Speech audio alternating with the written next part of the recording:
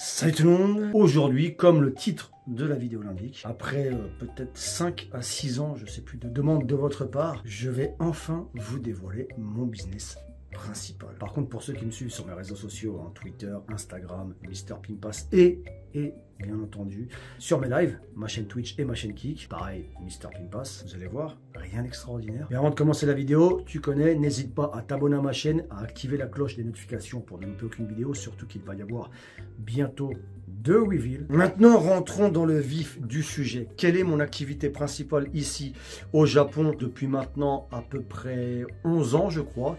Eh bien, tout simplement, encore une fois, non, je ne suis pas trafiquant d'organes, comme j'ai pu le voir. Non, je ne suis pas possesseur de club, de nightclub, hein, de club de nuit à Shinjuku. Non, il ne fait pas le trafiquant de la poudre blanche. Non, tout simplement, j'ai ma petite agence immobilière ici à Tokyo. Donc voilà, le mythe est enfin tombé. Sauf que, avant de vous expliquer en quoi ça consiste, sachez que j'ai d'autres activités ici que je dévoilerai plus tard. Ah oui, le teasing, tu connais avec moi, ça n'est jamais fini. Et croyez-moi, vous allez kiffer. J'ai déjà auparavant parlé d'une de mes activités, hein, d'ailleurs, hein, puisque j'en ai 4 ici au Japon. Vous le savez tous, hein, je pense. D'ailleurs, je vais remettre la vidéo en ligne puisque je l'avais retirée. Je vais la refaire en fait, mais je suis propriétaire avec le poteau Brice, hein, le ref, d'une salle d'entraînement personnel, de fitness. Et ça, je vous en parlerai dans une autre vidéo dans laquelle je vous présenterai plus en détail notre gym en fait, hein, qui est situé en plein centre de Tokyo. Mais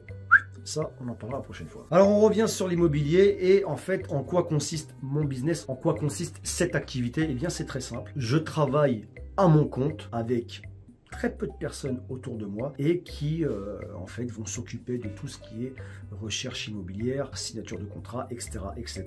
Et j'ai aussi 2 collaborateurs qui ont leur propre agence immobilière avec qui on bosse ensemble. Tout dépend des projets. Quel type de clientèle j'ai? Ce n'est pas que ça, mais en majorité, je m'occupe de ce qu'on appelle les Gaekoku no Kata, donc les personnes étrangères, donc les étrangers, les expats, etc. etc. Pas d'étudiants, pas de visa, working holiday visa, pas de guest house, pas ce genre de truc. Hein, c'est vraiment l'immobilier ici au Japon, le vrai immobilier, hein, comme vous l'avez en France par exemple. Et très souvent, je vais m'occuper de personnes qui sont envoyées ici par leur entreprise ou de personnes qui ont leurs propres affaires ici. Hein. Et je fais tout ce qui peut englober l'immobilier, c'est-à-dire l'achat, la vente et la location. Alors attention, pour la location, au tout début, hein, je faisais vraiment dans n'importe quel budget. Je prenais n'importe quel client, puisque de toute façon, il fallait bien commencer quelque part. Et je prenais tout type de budget, vraiment des appartements à 60, 80 000 yens par mois, pas plus, vraiment des petits budgets. Ce n'est plus le cas dorénavant. Pour l'achat, eh bien c'est simple, hein, les gens viennent me voir quand ils ont besoin d'acheter un bien. Je fais plus d'achats que de location ces derniers temps, mais pour l'achat, eh bien c'est simple, hein. Les clients viennent me voir pour acheter soit une maison, soit un appartement, ça dépend vraiment, soit un terrain de temps en temps, enfin bon, c'est vraiment varié. Alors pour les recherches, pour tout ce qui est l'inside de ce taf, je ne vais pas vous en parler en détail puisque c'est pas le but de la vidéo, hein. Je vous ai dit que je vous dévoilerai ce que je fais et non pas comment je le fais, même si pour l'instant je vous en parle quand même un petit peu, hein. Je vous fais l'extérieur en fait. Par contre, je vais vous expliquer comment j'ai débuté, pourquoi l'idée de faire de l'immobilier au Japon, comment c'est venu en fait, et comment j'ai pu ensuite être complètement indépendant et finalement en vivre de façon plutôt confortable. Avant de vous faire le petit historique, je préviens tout le monde, hein, au cas où ça, par toute légitimité, ça vous viendrait de me contacter sur mes réseaux, donc Instagram, c'est là où je réponds en général, hein, dans les DM. Est-ce que tu peux me rechercher un appart, si, ça, sachez que déjà, je ne m'occupe pas d'étudiants, de visa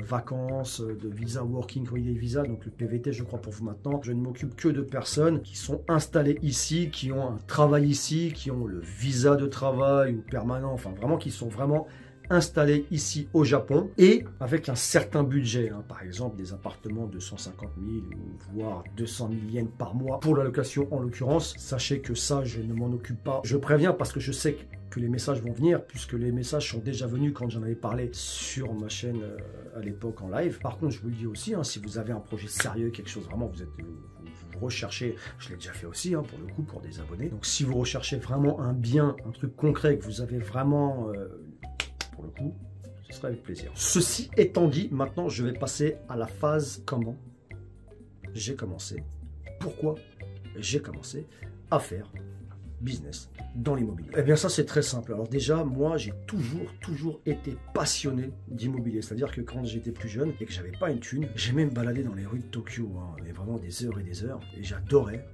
regarder les bâtiments, l'architecture, les apparts, les ambiances.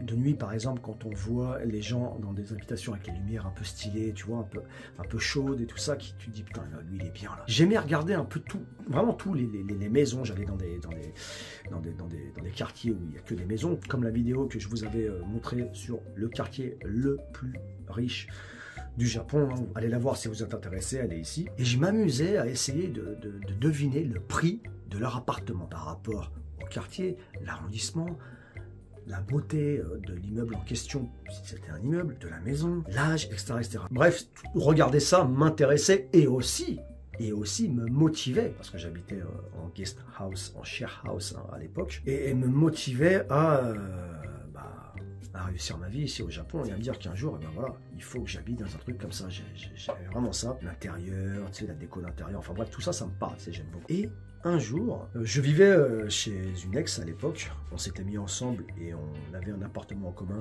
dont on payait la moitié chacun, on n'avait pas beaucoup d'argent. Et un jour, on s'est séparés. Elle est partie, elle est retournée chez ses parents après la séparation. Et moi, je suis resté dans l'appartement en question qu'on appelle Aparatos. Donc, c'était pas une mansion, c'est une espèce de petit appartement en bois qu'il y a beaucoup ici à Tokyo, au Japon en fait. Et donc là, je payais le loyer, obviously, hein, bien sûr, 100%. Mais je voulais changer moi aussi, tu vois, je voulais partir. J'ai trouvé un travail à l'époque, j'étais prof de français. Pour ceux qui ne savent pas, ici au Japon, c'est très facile d'être professeur de français. Si tu arrives à quand même avoir, à bien t'exprimer, à bien pouvoir expliquer les règles, etc., etc. Bon, on va pas parler de ça, mais j'étais prof de français en privé, d'accord, dans une école où tu as un élève en face de toi ou une élève en face de toi et tu vas lui apprendre le français. Bon. Et c'est vrai que c'est à ce moment-là que pour la première fois, j'avais quand même un salaire assez décent qui pouvait me permettre de louer un vrai appartement, un vrai, tu sais, quelque chose de costaud, c'est assez cher par rapport à où je vivais, à ce que j'avais jusqu'à présent, tu vois. J'ai été dans des agences immobilières, et en fait, j'aime bien prendre l'atmosphère, en fait, pour savoir avec qui je vais, entre guillemets, bosser, puisque qui va s'occuper de trouver mon appartement. À l'époque, je n'avais rien à voir, moi, avec l'immobilier. J'ai trouvé une agence qui me paraissait assez smooth, de mecs assez cool, enfin bon, vraiment relax. Ils étaient 3 à l'intérieur. Il y en avait une autre, par contre, qui était le mec qui était comme ça, ouais, tu veux quoi, tu ne me regardais même pas. Mais il y a vraiment de tout, tu vois, dans l'immobilier. Il y a vraiment de tout. Et donc, je me suis dit, bah voilà, je vais leur demander à eux de me trouver un appart. Donc je leur dis un peu ce que j'aime, etc., etc. Je leur dis mon budget et ils me montrent eux directement ce qu'ils ont sur leur liste. Ça me plaît pas.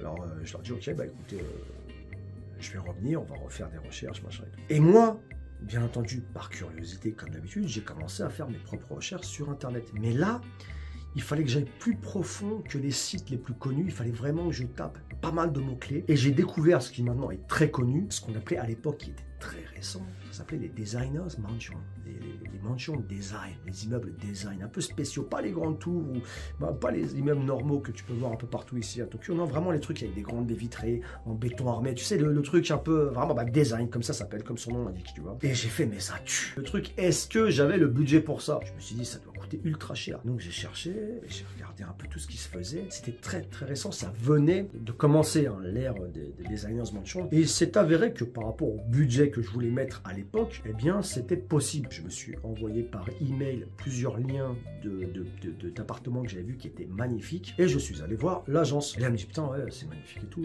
Putain, nous on l'a pas trouvé et tout ça. Bon.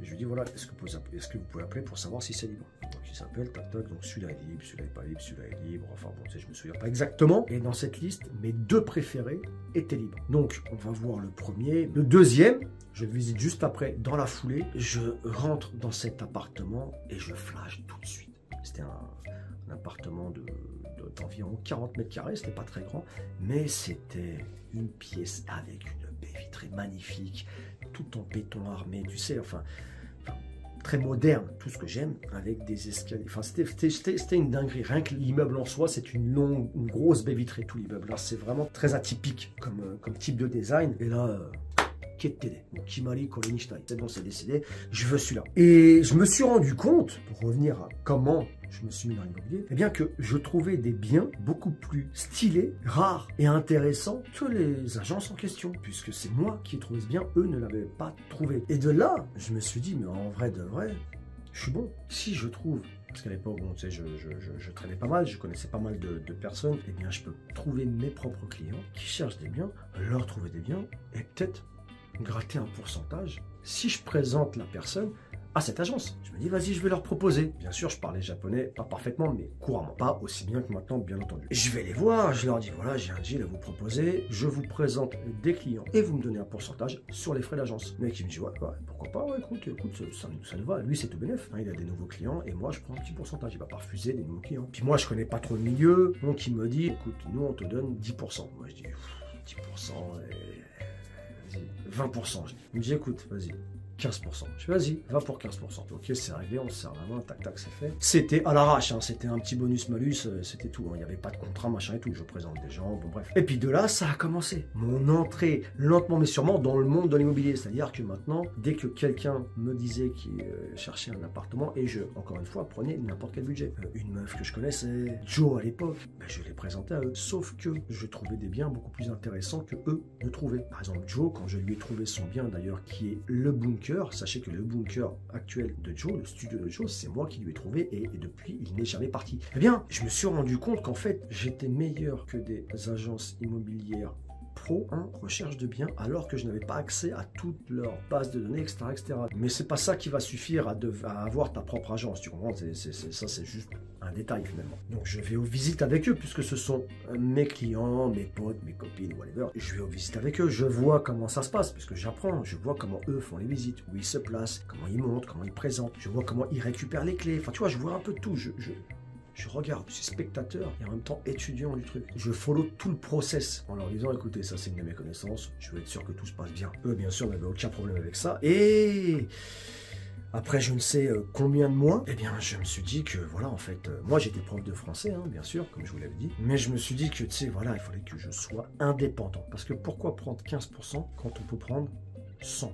Et de là, et ça par contre, je ne vais pas rentrer dans tous les détails de comment j'ai monté mon truc, etc., parce que y a des choses que je préfère garder pour moi. Mais en gros, voilà d'où est partie cette envie de bosser un jour dans l'immobilier. Et maintenant, bien, je suis indépendant totalement, j'ai mes personnes avec moi, etc., etc. J'ai réussi à atteindre ce que je voulais à l'époque quand je commençais à apprendre les petites ficelles du métier, tu vois. Donc voilà, mon activité entre guillemets principale, mais que je n'appellerai plus à l'heure d'aujourd'hui principale. Entre-temps, il y a eu 2 nouveaux business, donc là je vous en ai entre guillemets dévoilé 2, c'est-à-dire la salle de sport et l'immobilier. Il y a 2 nouveaux business qui se sont ajoutés à cette liste et là c'est vraiment un truc de fou. Je peux vous dire que c'est pas commun et c'est ma plus grande fierté. Donc je vous présenterai ça très certainement cette année. Allez, ciao.